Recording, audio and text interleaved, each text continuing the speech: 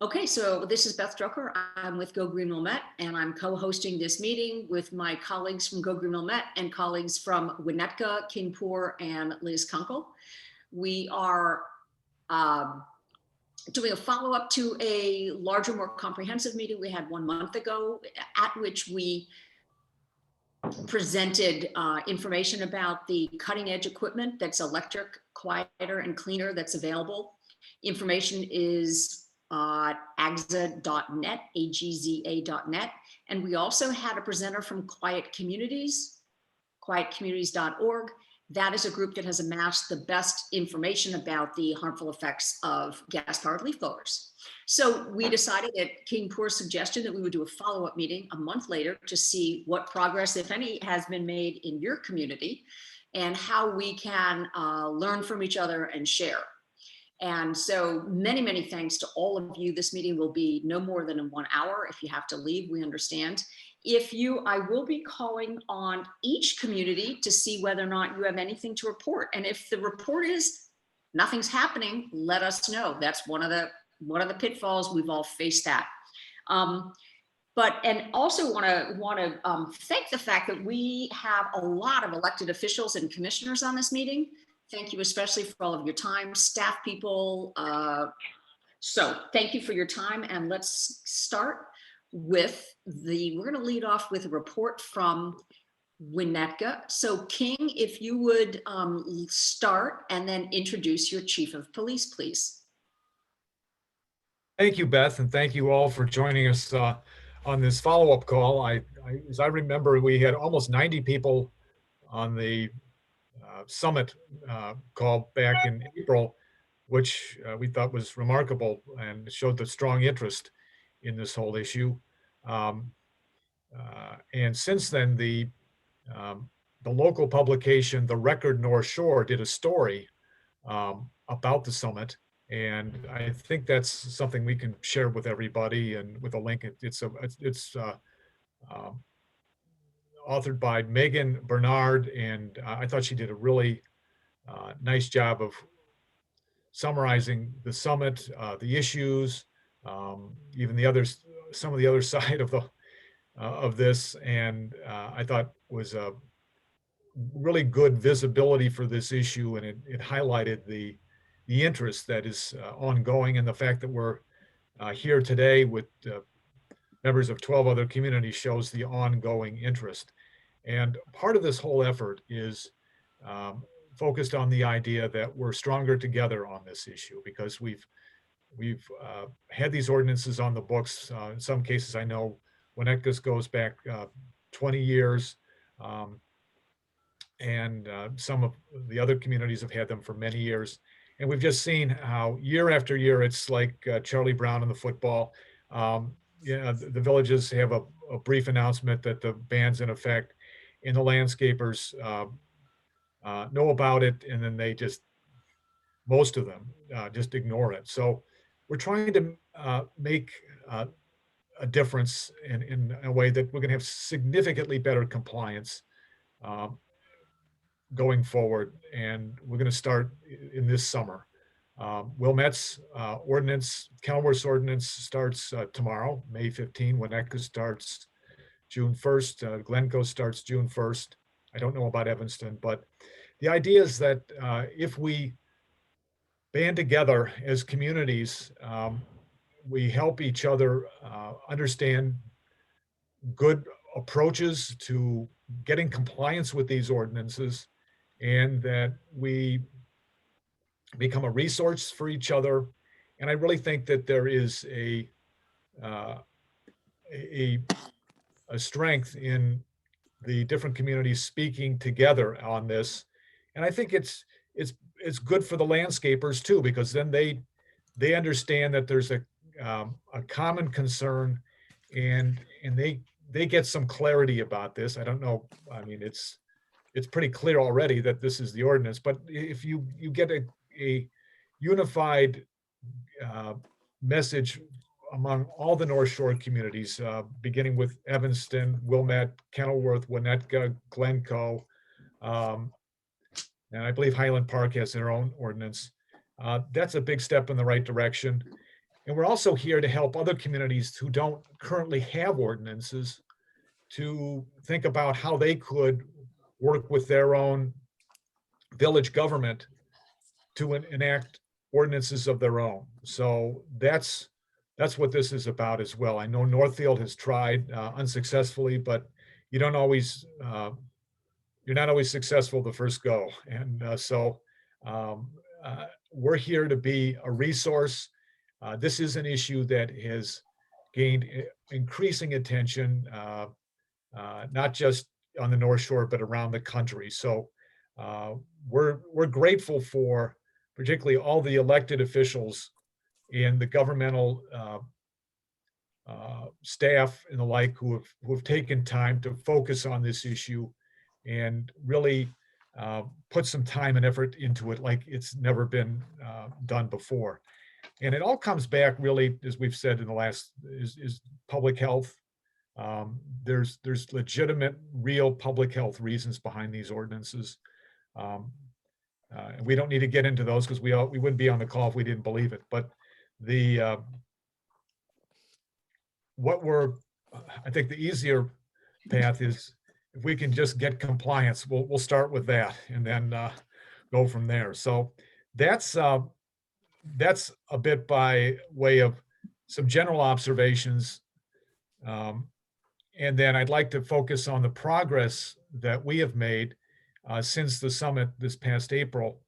And I have to give a lot of credit to our chief of police and our village president, our village manager, who have really stepped up on this issue. They've been listening to the community and they have made some real efforts to make progress. And I, rather than hear it secondhand from me, I'm going to let our chief of police, Mark Hornstein, walk you through what he and his fellow officers have been doing since the last summit and talk about what I think is maybe one of the more effective ways to get compliance, and that is go right to the landscapers and ask them to obey the law, which it seems like it should be a pretty simple ask. So with that, I'm going to turn this over to Chief Hornstein. And again, Chief, thanks for all your efforts on this. Thank you, King. I appreciate those very kind remarks. Good morning, everybody. So what we did after the summit meeting that we had is we compiled a fairly robust list of known landscaping companies that work in the area, and we have over 70 companies that we identified. And then we went ahead and drafted two documents. The first was a letter that I authored, and we essentially sent it to every one of these known landscaping companies. And the purpose of the letter is twofold. One is to educate regarding the ordinance, what it is. Also telling the companies that we had a number of violations last year, and it's concerning to the community. And then we were seeking their support and their assistance. And the second document that we included in the mailing was a pledge. And it's a pledge to honor Winnetka's gas-powered seasonal leaf blower ban. And it's a fairly straightforward document with 3 bullet points. One, listing that they acknowledge the ordinance. 2, that they're pledging to inform their staff of the rules and that violations result in a $100 fine per occurrence. And then 3rd, they're pledged to respect the quality of life of residents by minimizing the noise of landscaping activities. And then there's a signature line on the pledge where it's asked to be returned to me personally, directly to me. So this went out May 1st, and I did get some initial responses right away within the first week, a handful of pledges. I did get one of the larger companies that responded. Actually, let me backtrack on one thing here. Another item that was included in the letter is that we told them if by signing off on this pledge, that the village is going to recognize that. And we will essentially, publish these companies, publish the names of these companies who sign up on the pledge. So I think where that comes into play is that if you have residents that are mindful of this and are supportive of the initiative and want to go with a green alternative with this, they're gonna be able to identify companies working in the area that are supportive of it, and then hence they would want to give business to these companies. So there's certainly a carrot there for the companies to want to comply. The fact that the village is going to recognize them. Just understanding that there has to always be a caution between recognition and advertising. So this is an acknowledgement of their cooperation of the pledge. So the second phase, the second prong approach to this, in addition to the letters going out, is we want to make sure that the letters for some companies don't get lost in a giant mail sort where an employee discards it or whatnot. Is I've got a police supervisor who is actually, as we speak, started to initiate phone calls to these companies where they're going to ask to speak with either the owner of the company or a senior staff member of the company and talk through it with them, make sure they got the letter and the pledge. If they didn't, we're going to forward them an electronic copy. And if they received it, and if there's some hesitation or concern that they have on making the pledge, talking through that with that company. So I'm hoping that by kind of initiating this personal appeal It contains a recursive function. Go for the next page. with this personal appeal, Let's will, start our discovery process. I think we got to get somebody on mute. Grab the next There's initial information. Sharon. I think somebody's not muted. There we go. Thank you. Anyways, by doing this personal outreach, I think that I'm hopeful that that's going to go a long way in getting more people to sign up for this pledge. So we have until June 1st to gain more compliance, or gain more pledges, I should say. And in addition to that, we're going to do more messaging. There's a quarterly newsletter where I write a message from the police chief, and I'm going to be calling out, in addition to other crime prevention things, I'm going to be calling out, leaf blowers as well in my letter. And then we've got a communications manager with the village that is also going to do some other creative messaging as well. So with these initiatives, we're hopeful that we're going to make some progress, hit the ground running June 1st, in addition to the obvious, resources that we'll put in to look for violations and enforcing the seasonal ban. So, King, I don't think I missed anything, but if I did, please let me know.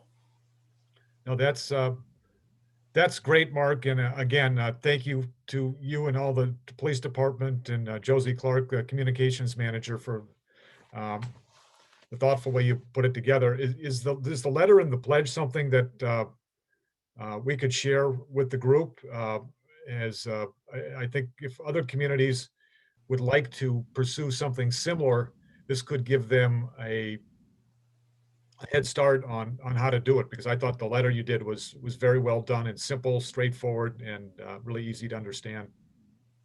Absolutely. If you'd like, Beth, I'm happy to email it to you directly. And then if you want to distribute it from there, that works for me. Yeah, Okay, so I know that Liz and King have it. Liz has it available to screen share, although it's already 10:20. So, but would it be okay if we screen shared each one for a minute? Fine with me. Okay, so Liz, why don't you pull up first the letter that he sent and then the pledge? And while you do that and share your screen, I'm just going to mention that after, when we're done with Winnetka, Wilmette's going to be the next community to give an update. And then after, just on deck, we'll go with, I don't believe there's anyone from Park Ridge signed in. So Northbrook will be the next. So we're going from Z to A, Winnetka, Wilmette, and then Northbrook for either Tessa Marie or Robert Israel.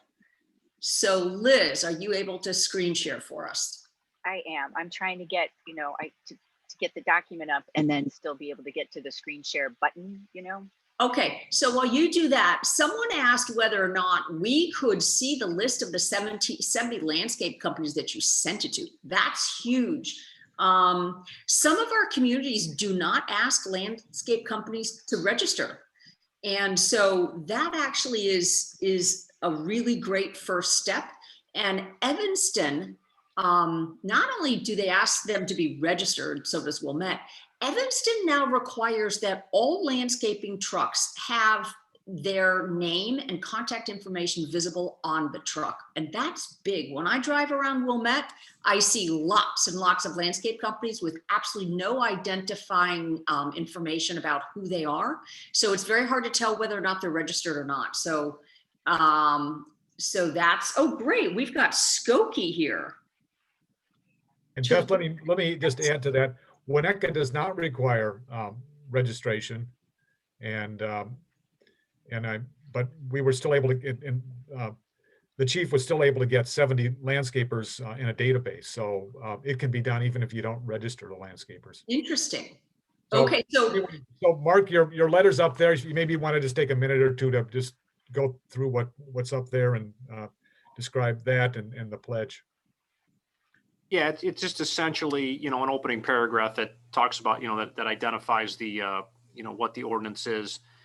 And that this year we're trying to take a little bit of a different approach where we're seeking the pledge, asking them to send it back directly to me. And the middle paragraph, reviewing, the dates of the seasonal ban along with a $100 fine. We also include a quick reference card as well, that they could make copies of and share with their staff. It's printed in both English and Spanish. And then it talks, in the final paragraph, then also addressing, hours of the day for operations, including, weekends. So that's kind of the summary of it. Yeah, so that's the letter. Then the pledge is underneath there. Pretty straightforward and unmistakable. I like the way you did it, because it's easy to understand. And when you get a letter from the chief of police asking you to obey the law, what's your response?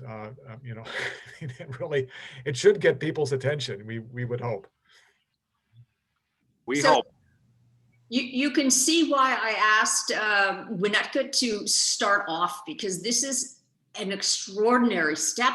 It's simple, doesn't cost money other than some staff time and some stamps. And you sent these regular mail, right, Mark?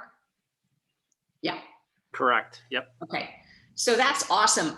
Wilmette also, we have, Go Green Wilmette has a list of about 70 landscapers that we as an environmental organization communicate with. But let me tell you, when they hear from the chief of police, that would make a bigger difference than if they hear from the green group.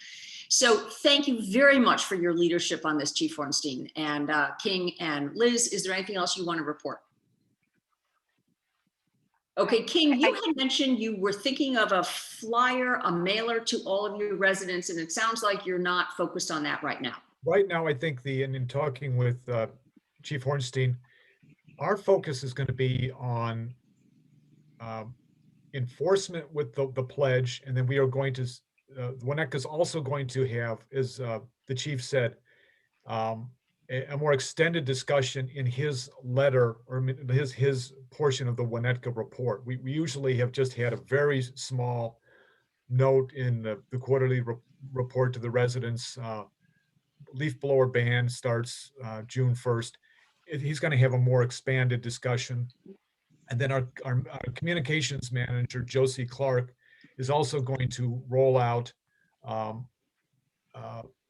an e-news segment, also on social media, just getting some more, I don't want to, buzz is not the right word, but yeah, for compliance beginning June 1st in Winnetka. So we are making the community outreach, but as far as the flyer goes, we're gonna wait and see how these efforts work.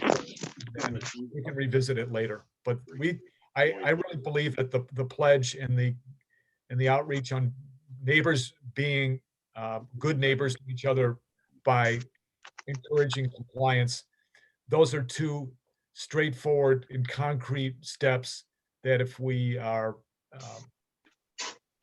active in pursuing them, hopefully will make a difference this year. Okay, that's great. All right, so let's move on. I'm going to, let's see, we're gonna start with Wilmette's report. Can you guys see this graphic? Yeah. Yes or no? Yes. Yeah. Yeah, we can see it.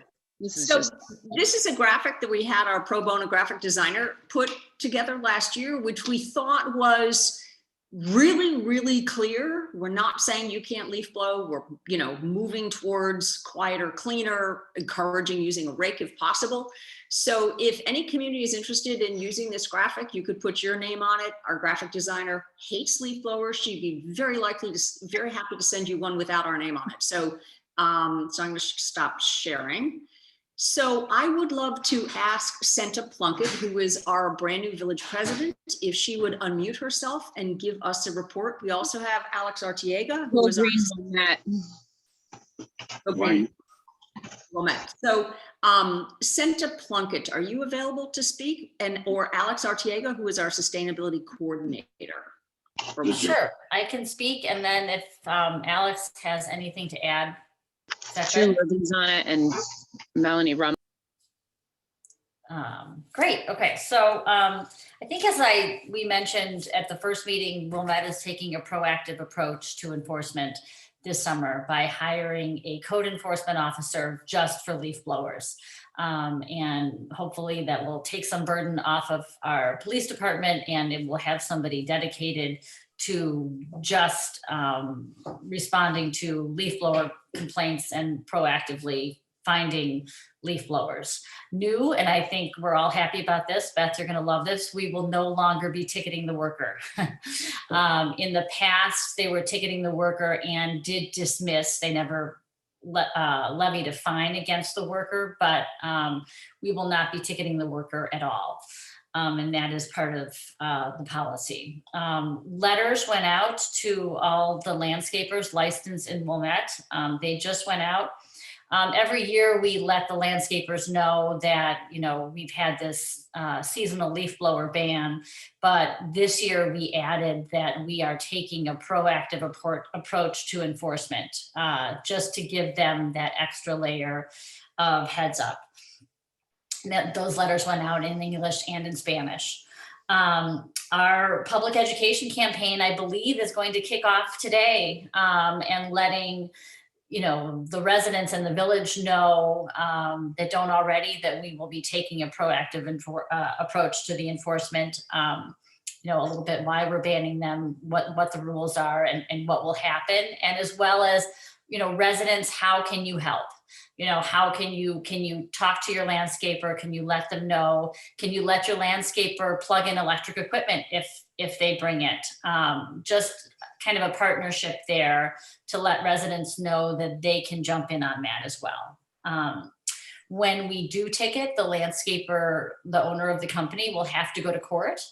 And so that, it's more than just a fine, because they have to show up in court and they have to say that they know this is the law and they will not be doing it again.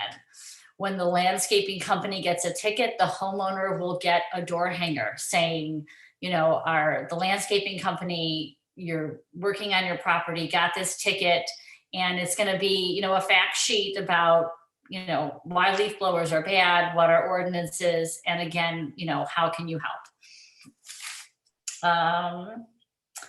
And I think that is, those are the updates that I have, and I believe there's something coming out in e-news today, and we're going to be stepping up social media presence and information on our education campaign.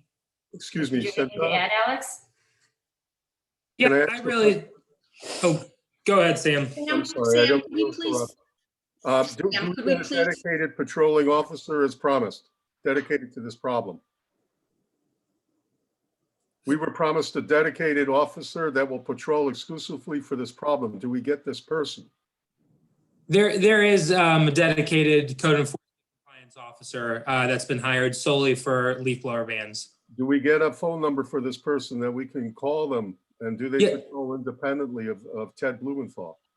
Yeah, if you contact Ted Blumenthal, he's the direct supervisor of this employee, so Ted will relay any information to the employee. Well, does this employee have a phone number we can call without calling Ted? Sam, excuse me. We have people from 13 communities. Could you please have this discussion offline with Yeah. Alex? Okay, thank you. So Senta, thank you very much for that report. A couple of things that I wanted to mention is we're really happy that you're not going to ticket the actual worker. We think that's kind of a social justice issue, and we know that that has will be very much embraced by people who are concerned about that. Also, the door hanger for the homeowner is a wonderful step, and I think that's something that could be easily replicated in other communities. I did get a report from Evanston that they are going to be working to enforce this with property owners as well, so they're taking that step as well. So, Alex, would you like to say anything else? Yep, I was just going to add on that I really think Village President Plunkett did a great job of kind of communicating the new communications, basically the communication strategy for this. And because the ban goes from May 15th to September 30th, we want to make sure that we are communicating this information over the course of the entire summer in different ways. So we have Maura, who we work with for communications. She's working on a variety of things, videos that's going to talk about the pollution aspect, about the enforcement aspect, about what residents can do. And then, we are starting all these communications today in e-news and on our social media channels. So because the because the ban is an entire a month-long or several month-long thing, we just want to make sure that we're kind of communicating this information, this education in a variety of ways so that it doesn't really get stale or, so the information just remains fresh. But other than that, I think I don't have anything else to add. Okay, great. Thank you so much. Shira from Skokie, would you like to give us an update? And then, no, wait, I'm sorry. Northbrook is on next. And then Shira Skokie, you're on deck if you have anything to report. So hey, yeah, Northbrook, Beth, this is Shira from Skokie. Unfortunately, I don't have anything to report. I'm the Go Green group, but I'm not driving this. So I don't know that there's been progress in Skokie so far. Unfortunately, I'm trying to keep on top of it. right. You're listening and sharing with your group. That's terrific. Okay, so Thanks. I believe that Robert Israel, who's a trustee of Northbrook, suggested that Tessa Murray of Northbrook give the report. Yes. Hello, everyone. I'm the sustainability coordinator for Northbrook. And since we last met, our noise ordinance is the same as it was before. However, we do have our proposed climate action plan out and open for review. And one of the recommendations on the plan is to develop an incentive program to convert gas burning lawn equipment such as blowers to electric. And we would like to incentivize a focus on increasing community equity. So I believe Wilmette's ordinance will be a great example for us in that regard. And then that's the first phase, and a second phase recommendation will be to develop an ordinance to prohibit gas-powered blowers entirely, but that's later down the line. And this will also be an agenda item on our next Environmental Quality Commission meeting. I have included the list of the database of ordinances that was provided by Go Green, and it's been extremely helpful. So we'll be going through the list of ordinances to pick out the language and the specific items that we like from that. So thank you all for having me, and it's been really useful, this conversation. So I appreciate it. Great. Tessa, could you tell us more about the incentive program that you referenced? Sure. I mean, it's still in its beginning stages, and this is a proposed climate action plan that will be presented to our board in July. So it's not yet finalized at all, but I did really appreciate our discussion on the incentive program that we had at the last meeting, either talking about some sort of credit for turning in your gas powered blowers, or maybe we could have a cost share program, as was discussed in the last meeting, where maybe a neighborhood of people interested in this program could buy electric equipment to share amongst themselves and have a landscaping company use the same electric equipment down the line of a block, per se. Okay, that's interesting, because I know that a concern that does come up is that the cost burden of good high quality electric equipment is significant, and that any ordinance impacts the smaller operators more than the bigger operators. So that's an interesting thing. Just wanted to mention that Go Green Wilmette has purchased for the Park District a top of the line steel electric leaf blower and charging unit. They are committed to replace their equipment with electric equipment when it needs to get replaced, but we wanted to jumpstart the process. And so Go Green Wilmette has gifted the Park District a electric leaf blower unit. And Beth, this Yeah. is Bob Israel. Tessa, thank you for that update. I think we're also listening to this in order to gain a handle on best carrots and sticks. So just as everybody else is doing, the incentives that we're talking about would also include the, if not an endorsement page, but some sort of acknowledgement on the village website that these are the landscapers who have signed a pledge to comply with these ordinances. Okay, great. This is the sharing between communities is really powerful. Absolutely. I don't believe there's anyone from Park Ridge signed on. If there is, please private message me. Next, would Pat Baldwin from Vision Morton Grove like to give a report? Yeah, not much. We're at a listening stage. It's good to hear a lot of the different carrots that are out there. That's kind of more the avenue we're focused on. So yeah, we're just early on trying to see what would be good incentives that could go. So we appreciate hearing and listening. Okay, great. Next on deck, we're gonna go Lake Forest, then Lake Bluff, then LaGrange. So while Lake Forest is unmuting, we have Michael Rummel, who's an alderman, and Eileen Weber, who's also an alder person. But let me just say, Kenilworth, I don't believe has anyone on, but they we have a link to their ordinance. It's number 23 in their nuisance ordinance. We think it's a really great ordinance. So let's see. I think I asked Liz whether she could possibly try to put the link in the chat for the Kenilworth ordinance for those people who don't have an ordinance at all. It'd be a really great I one. did put it in, Beth. I put it in at the beginning of the meeting, but I'll add it back in now. Okay. Join late. So they modeled theirs off Wilmette's, which is also excellent, but they did not exempt the Park District or the village from the ordinance, which makes theirs one step stricter than Wilmette's. Okay, so Lake Forest, could we hear from either Michael or Eileen, please? Hi, it's Melanie Rummel. The computer got registered to my husband. Okay. I'm an alderman in Lake Forest, and I'm also the chairman of the Environmental Sustainability Committee, which is a standing committee newly created about a year and a half ago. We're a standing committee of the city council. So we've been organizing and working on various initiatives. I want to applaud the progress that some of these communities have made. It's all been great information. We do not at this point have a seasonal ban. We did review our ordinance just about a year and a half ago and cut down on the hours of operation of gas-powered leaf blowers, but we do not have a seasonal ban on them. Now, going into this season, we will do a lot of PR about what the hours are. We do license our landscapers, so when they come in to get a license, they are given the rules and regulations and the permitted times of operation, and they do have to pay a licensing fee. So we have our list of landscapers that are permitted to operate within the city limits, which I think is helpful. To tell you the truth, we don't get a tremendous number of complaints about leaf blower abuse. And when we do get them, which might be what some of our neighboring communities are experiencing, it tends to be on the east side of our town where our lots are closer together.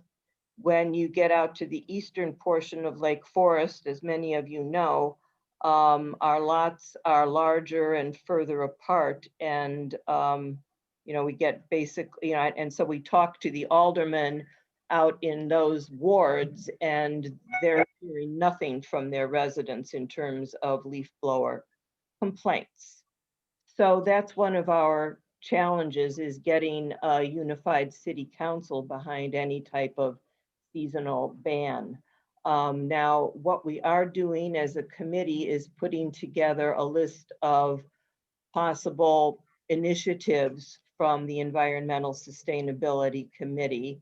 And that is going out as a questionnaire to our city council to see where the majority of the council members think there is a priority in terms of environmental initiatives. So we're developing that. We're having a meeting next week to develop that questionnaire. And, you know, frankly, we'll have to wait and see where the leaf blower issue comes out, you know, from our council members. There also will be an introduction to some of the issues, a written introduction talking about some of the pros and cons of some of these issues. We're also very focused on coal tar-based sealants and the possibility of an ordinance banning those as well. But all of this requires education and bringing along members of the city council and, you know, sort of an education aspect to that. So, so that's where we are really in Lake Forest. Okay, Melanie, thank you so much. One thing to remember is that while the noise might not bother people so much with larger lots, a lot of these engines are so dirty, it's almost like having a semi idling on your yard while you know these leaf blowers are being used. And those properties on the west side of Lake Forest are so big that it could be that the leaf blowers are used for hours and hours on some of those bigger properties. Oh, no, I agree. And I brought that to everyone's attention. And I think it's a social justice issue too. When you have minority workers out there inhaling these fumes for hours and hours. And I think that's a real serious issue. And we are educating the council on all of those issues. So thank you for all of your input and hearing what everyone is doing. It's very helpful. Great. Thank you so much, Melanie. Okay, moving along. If we're going to end at 11, we'll have about a minute or so per communities. Drew Irwin from Lake Bluff is on, and then Rose Nessie from LaGrange, if she's on, is on deck. If not, Highland Park. Hey, good morning, everybody. I'm Drew Irvin, Lake Bluff Village Administrator. I've been Village Administrator here in Lake Bluff since January of 2008, and the topic of leaf blower banning has come up multiple times over the years. Lake Bluff has struggled with this issue, and we've tried to find an elegant solution. At the moment, I would say probably 3 years ago or so, the village narrowed the permissible hours for operation of all lawn equipment. It originally matched up with general construction hours, 7 to 7, but we narrowed it up to make it 8 to 6. And there's a little bit of a footnote that allows for homeowners to be able to work till dusk if they're taking care of it themselves. But I would say over the last few years, the landscaping companies have done pretty well to adjust to the change in hours. And it has, I think, reduced certain complaints because they're not starting as early. But nonetheless, it's still an issue and the board struggles with it. I think it was 2 springs ago, the village worked with local landscapers who participated in numerous conversations at the village board level about the topic and should it be banning leaf blowers seasonally. And the landscaping company ownership who had participated, they did a voluntary pledge to reduce the use of it and to reduce the use of essentially self-ban the use on weekends. And I think the struggle with that was that it was the large players in the marketplace that pledged to do that. And there are probably many more mom and pops that were not partaking in the conversation and didn't follow through on any sort of pledge. The village has also had conversations about licensing landscapers, but has yet to do that. So that makes administering communication to these folks not easy. A couple years back when we did change the code, we went around, we made hang tags for rear view mirrors of vehicles and had all the police officers distribute those, both English and Spanish, and that was helpful in communicating it. But again, without licensing, it makes it difficult to communicate to folks when there are changes in the code. But Lake Bluff, I mean, we've been participating in these conversations just to, and obviously, like everybody else all this topic has been amplified by COVID and everybody being home more and discovering, wow, these things are louder than we thought. We've also been monitoring what's been going on nationally. Some other communities, I think Scarsdale, New York, changed their regulations. There's communities in Florida that have been stepping them down, slowly saying, okay, we're not going to allow it on Sundays, we're not going to allow it on Saturdays, and slowly, get rid of it altogether. So there's different ways people are handling it, but we're trying to stay tuned and learn from the conversation. So appreciate this, and happy to answer any questions if there are any. Great. Thank you, Drew from Lake Bluff. Next, let's see. I don't believe we have Rose Massey from LaGrange, but she's been following. Kenilworth sent us their report. It's number 23, their noise ordinance. I don't believe we have Natalie Grimaldi from Highland Park or anyone from Highland Park on. They do have an ordinance that is not particularly well enforced, but I don't believe there's anyone.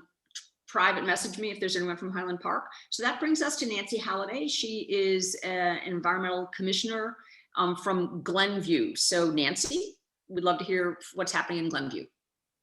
Hi, the village of Glenview has no specific ordinance regarding leaf blowers. It just has a general a noise ordinance about, it says here specifically regarding, it says prohibits the discharge into the open air within the village of the exhaust of any steam engine, gasoline engine, stationary internal combustion engine, or other type of engine, motorboat or motor vehicle, except through a muffler or other device, which will effectively prevent loud or explosive noises therefrom. That's all we have. Is there any discussion in Glenview to make an ordinance that's specific to leaf blowers? It was brought up at the last Natural Resources Commission, and I will bring it up at the next one, which will be Monday night, May 17. I'll bring a report from this event and to them. Good. One thing that's interesting in Glenview, that the Glenview Park District has determined that they will leave certain areas wild. So they will not be mowing and manicuring all of the Park District grounds, but leaving more areas wild. This is great for pollinators. It reduces their staff costs, and it helps people realize that we don't need every square inch of our suburbs perfectly manicured. Part of this is shifting the mindset so that people don't always think that clean blown look is what we should all aspire to. So kudos to the Park District for making that move. Yes, what we have done in Glenview we have tried to plant our detention basins with native plants to help soak up the water. That's not a park district, that's a village effort to do this. Awesome. The same thing is happening in Wilmette. We have like 7 different pollinator corridors that are either getting planted or are planned in the near future. And so every time we take some turf grass out of maintenance and blowing, it helps pollinators and keeps our areas quieter and cleaner. I'd like next to turn this over to Helen Latham. She is a environmental commissioner from the suburb of Glencoe. Hi, yes. So our ordinances are as they were at the moment, but we're working on communication of where we are. And we're also trying to come up with a plan to try and reduce the hours and putting more emphasis on flexibility for people using electric machines rather than the gas. the gas ones. Nothing is in place at the moment. We're still working on all this. Yeah, but hopefully we can get there. Okay, so thank you for that. I'm just typing a message to all of you. Okay, I believe Eleanor Ravel, who's a commissioner in Evanston, was not able to sign in, but she did send me a report. So I'm going to give Evanston's report unless someone tells me that you're from Evanston. They're now requiring all landscapers to register for the city, with the city. And she did give us a link to the application. If your community does not ask companies to register and you want to jumpstart that process, looking at Evanston's application could speed that up. They're also requiring business vehicles to display the name of the company and the phone number, and ask the applicant to upload a photo of the business vehicles showing compliance. Okay, wow, okay. They were about to approve amendments to their ordinance to make it apply to all types of leaf blowers, and to reduce the hours when blowers could be used, and extend the summer no blower period to October 15th from September 30th.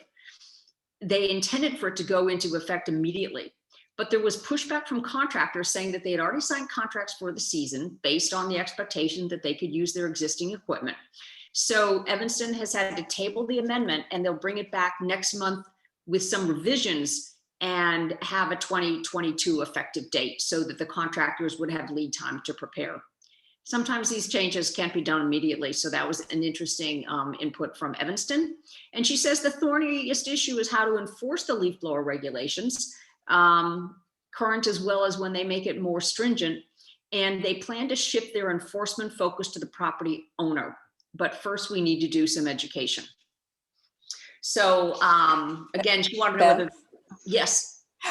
If I can jump in just yes. I'm sorry. No, that was perfect. Thank you.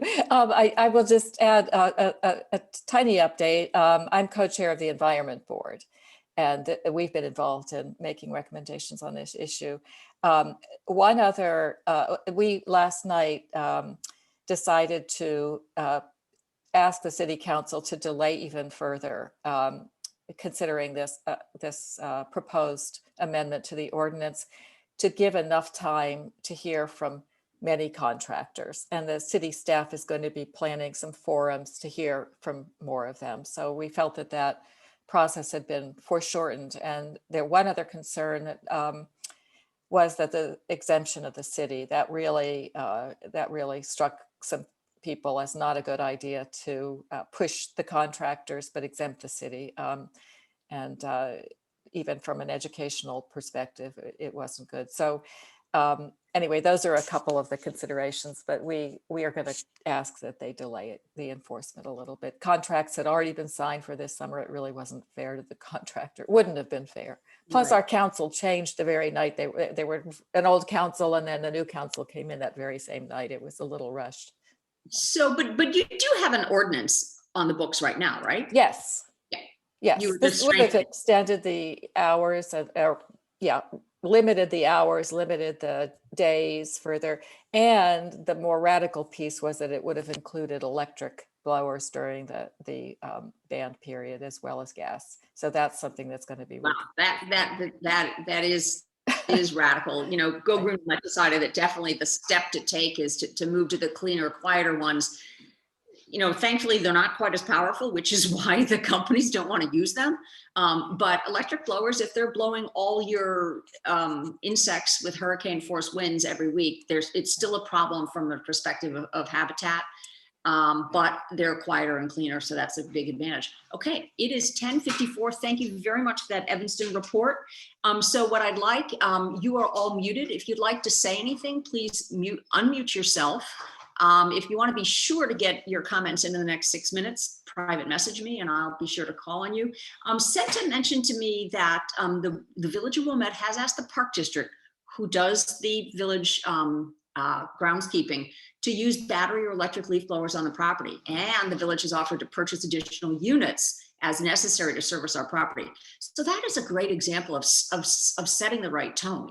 I agree, Wendy, if the village is allowed to use gas-powered leaf blowers, it's pretty hard to insist that no one else is allowed to. So thank you for Senta for that. So we have 5 minutes left. Who would like to ask a question or make an additional comment? Just unmute yourself and speak up. Can I ask something of Wilmette? No, Sam, I'd like you to do that offline, please. Okay, this is for the community.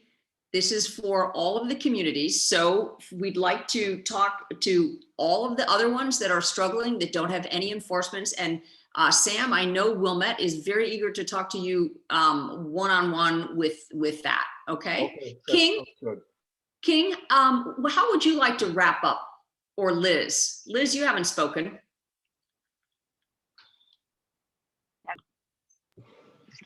Sorry. No, I think it's been great. I've appreciated that how this has come together and hearing everybody's reports. I think it's really important that people come, even if they have nothing to report. I love that everyone's coming to listen and learn. There's no shame. This is how we improve. I have to say, I wasn't part of Winnetka's initial move. This is all Chief Hornstein and King, but I'm really grateful to be part of it. I love the approach our village is taking.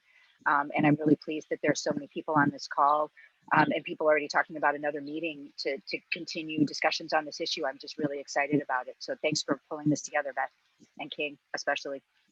Great, yeah. Again, it was King's idea to start this community-wide discussion. And so maybe maybe we'll check in with people midsummer, see how things are going. And then maybe at the end of the season, a quick, a 30-minute comparing of notes. But I want to thank okay, let's see. Tessa from Northbrook says, will there be a list of landscape companies in a follow-up email? So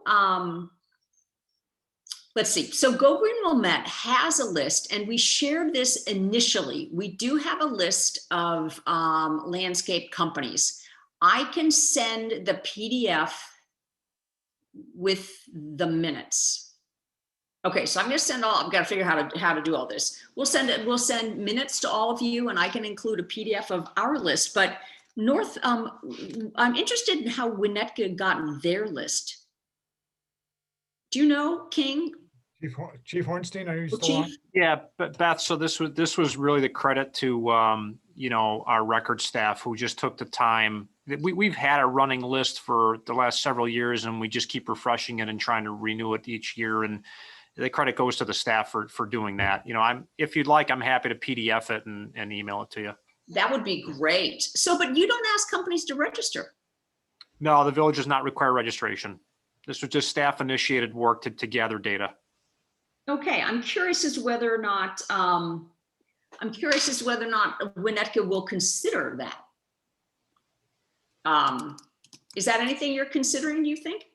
Well, I can just say, I will be talking to our village president and our trustees about different ideas, and that's something that we can raise. But as I mentioned, I think the biggest thing we can do is to get this pledge completed with as many landscapers as we can. That's the way to make progress. And okay, yes, Liz is asking me something.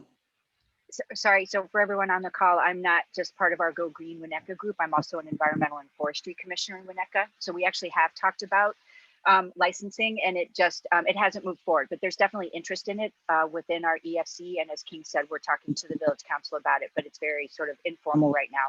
There's not consensus that licensing is the way to go. I think at base, Winnetka really likes the carrot, not the stick approach, period. So we're talking about it, but nothing specific now. Okay, well, it is 10:59. One quick, I also really applaud what Wilmette's doing with the education piece and and is it possible we could get a copy of your letter that's going to go out of the communication to village residents? That'd be helpful, I think, for all of us to see how you're approaching this, and we can take parts of it and use it as it might be best used for our communities. But I want to thank Santa and her colleagues for the progress and the proactive approach you're taking. And so if we could get whatever you're going to send to the residents, I think that'd be helpful. Okay. Yeah, I've already listed my my email address in the chat, so feel free to shoot me an email and I can share any resources that might be helpful. Great. Okay, and Alex, I'll check with you because it might be great in the minutes. We can also add, list some links if you have that online, or we can attach a PDF as well. That way you won't be, bothered by 25 different people contacting you. So I Sounds good. always feel like we need to end a meeting when we say we're going to end it. It is 11 o'clock.